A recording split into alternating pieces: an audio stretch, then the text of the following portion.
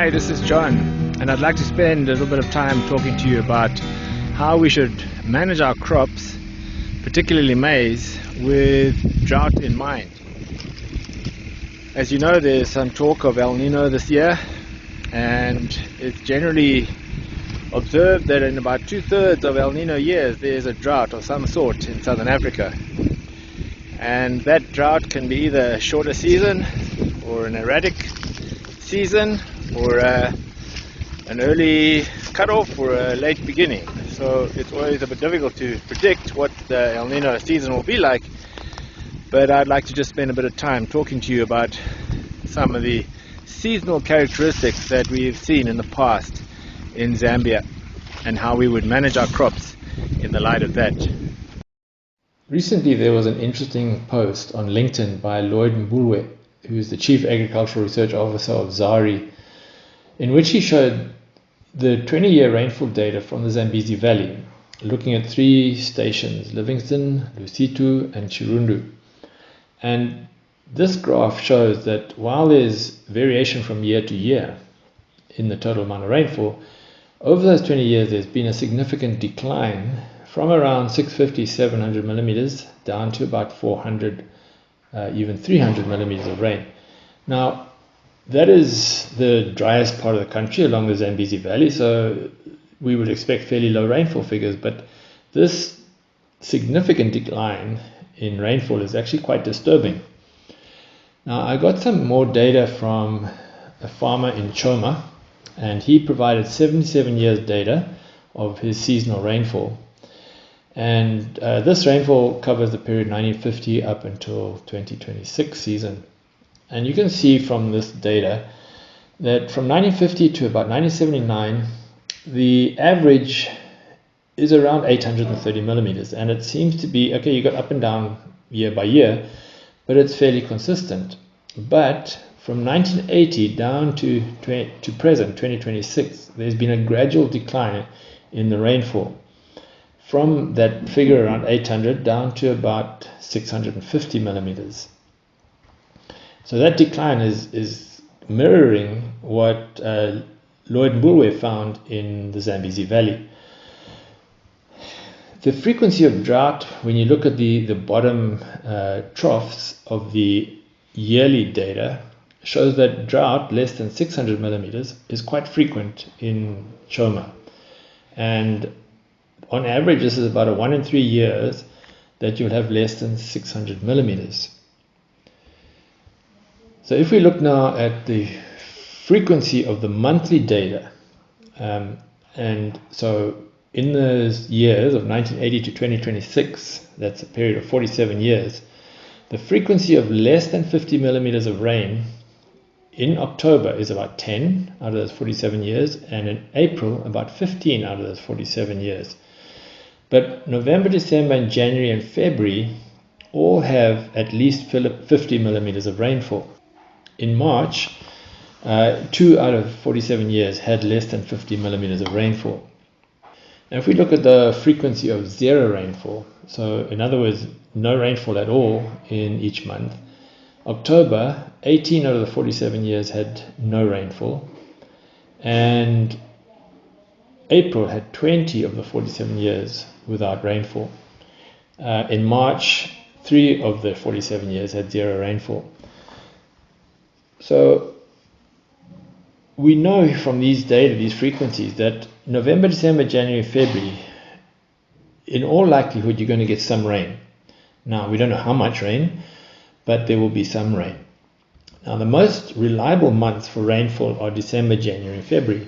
And if we add those up, we get 515 millimeters on average in those 3 months. Now, if we take the period November through to February, the average total rainfall is 600. And from December through to March, another 4 months, we get about the same, 600 millimeters. But if we take the 5 months, November through to March, the total rainfall on average is 682 millimeters. So an additional month from 4 months to 5 months only adds another 82 millimeters or so to the total. So what we are saying here is that the 4 months of November to February or December to March are going to give you about the same amount of rainfall. But March is a little bit more unpredictable, or there's more likelihood of the season running out in March than the season starting late in November. So from that we can say we should be aiming to plant in November if possible. Now if we look at the amounts of rainfall frequency in that period November to March, the frequency of more than 800 millimeters in Choma is about 1 in 8 years. So it's not very common to have a very good season there.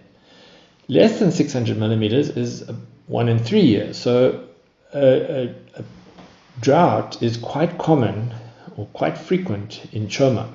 Less than 500 millimeters is 1 in 7 years, and less than 400 millimeters is 1 in 10 years. So a very severe drought of less than 400 millimeters is fairly unlikely. It may happen, but it's fairly unlikely. So in summary, you're likely to have most years with rainfall between 600 and 500 millimeters. The odd year more than 600 millimeters. Now also we need to look at the frequency of less than 50 millimeters rain in November or March, and that is about 1 in 3. So those 2 months, November or March, are not always consistent in the amount of rain that you're going to get. So when we look at this in terms of maize production, it's better to plant in November if possible, but this will only be likely in about 2 out of 3 years. So it's more common that you'll be planting in early December, mid-December, when the rainfall is going to be more consistent.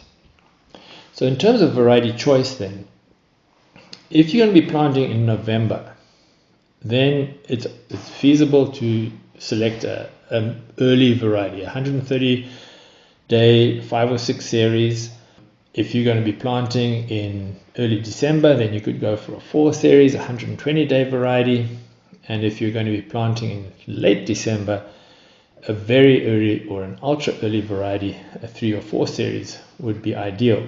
So our recommendation, or my recommendation, is that generally it's better to plant 3 varieties of different maturities: an ultra early, very early, and an early, depending on what you think your rainfall pattern is going to be. So if I was planting in Choma, I would be looking at planting 50% of my fields to a very early variety. That would be a 4 series. And a quarter of my fields would be planted to an ultra early, and a quarter of my fields to an early maturing variety. I would not want to be planting a late maturing variety for sure in Choma, because the season will likely run out and you will not get the yield that you would expect. Which brings us to our yield target.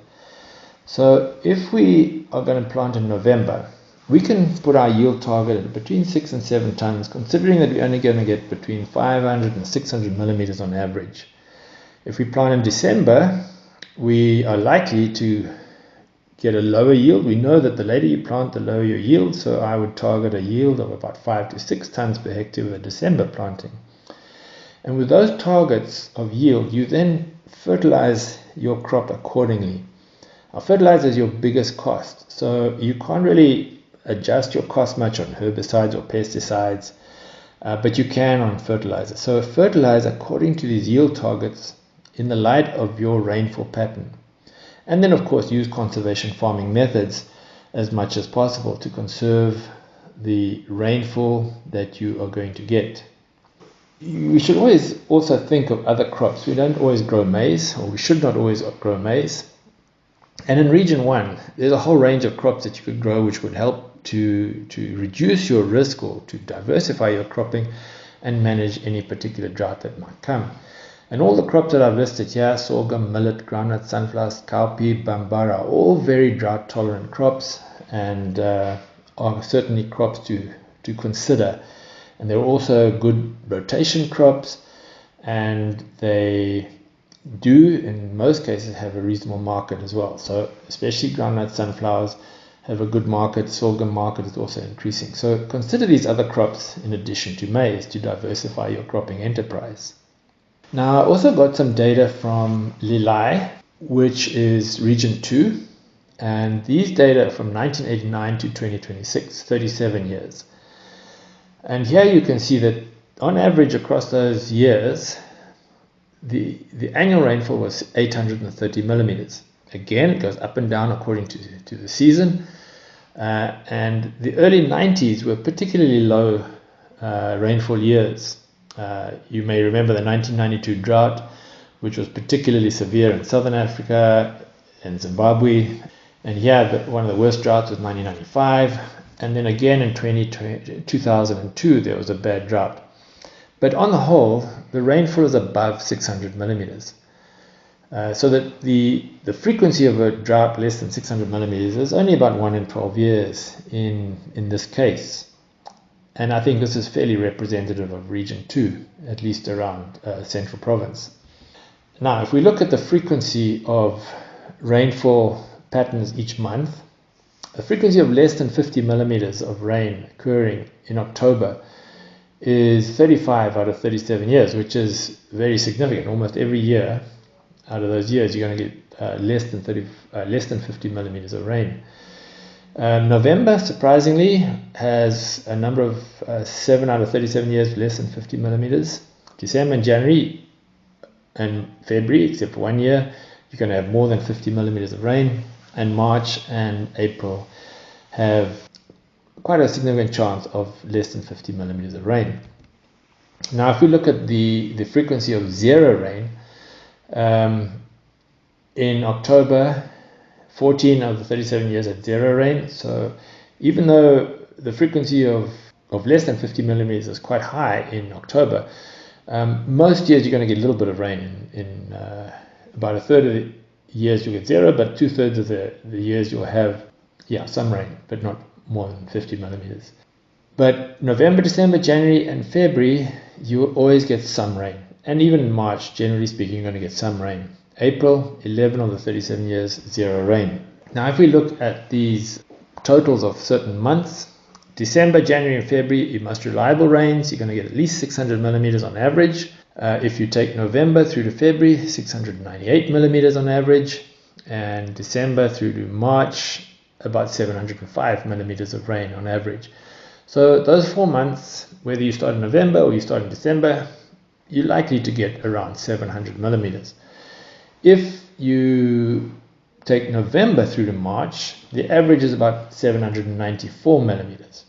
So you can see that on average, most of your rain, if the average over all the years is 830, but the average from November to March is 794, October and April contribute very little to your average rainfall. So you do have a longer season in region 2, Lilai in particular, and so we can look at some further analysis. So if you take November to March, 1 in 6 years is greater than 1,000 millimeters. Less than 800 millimeters is 1 in 2 years, less than 600 millimeters is 1 in 6 years, and less than 500 millimeters is 1 in 10 years. So we can say that generally speaking, you're going to have a pretty good season in this region 2 environment, 800 millimeters or more. The frequency of drought is fairly low, and the frequency of a severe drought is very low. So again, much the same as in region 1, it's better to plant in November if possible, but this will only be about 4 out of 5 years. 1 out of 5 years you may not be able to plant in November, so you're going to be looking at an early December planting. So here we look at our variety choices. Because we have a greater amount of rainfall and a longer season than in region 1, you can plant in November with a 6 or 7 series variety, 130 or 140 day variety. If you're planting in early December, a 6 series would be okay. And if you're planting in late December, you would look at a 5 series variety. Now, again, our recommendation is to plant at least 3 varieties. But in this case now, because you've got a longer season, you can shift the kind of varieties that you're planting to the early, medium, and late varieties. So 50% would be recommended as medium varieties, a 6 series, 25% an early variety, and 25% a late maturing variety. That would spread your risk, help you to mitigate any particularly later season drought features. Now, because you have a higher rainfall expectation in region 2, you can up your yield target to 8 or 9 tons for November planting and 6 to 8 tons with a December planting. And again, you would fertilize accordingly. So generally speaking, you're going to apply more fertilizer for a higher yield goal. But even so, we would recommend that you consider conservation farming methods to conserve any moisture, any rainfall in the event that a drought does occur. Again, region 2, there are other crops to consider. Maybe there's not such a big range as in region 1. Sorghum, soybeans, sunflower, groundnuts are possible alternate crops for summer. We're talking dry land, but also irrigation.